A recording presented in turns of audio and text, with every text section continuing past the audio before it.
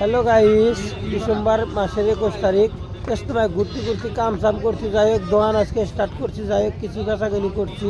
আর ইজতেমার feel হলো এটা, আপনারা দেখেন। আমার হলো জেলাবির দোকান এমবুরা, এক সাইড হলো জেলাবির দোকান শুকনা মালের, আর এই সাইডটা হলো হোটেল।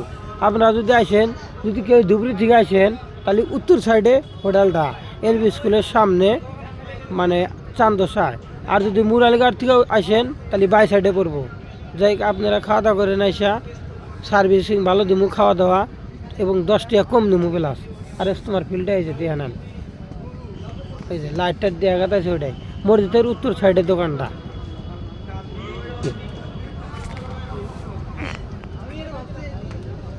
যাই হোক, নেক্সট টাইম দেওয়া হবো। আমার দোকানে বাজাবো মাংস ভাত, চিকন, মাছ সব পাবেন, ডাল সব পাবেন, টেনশন না, একদম এভরিবাডি সব খাওয়া আছে একদম।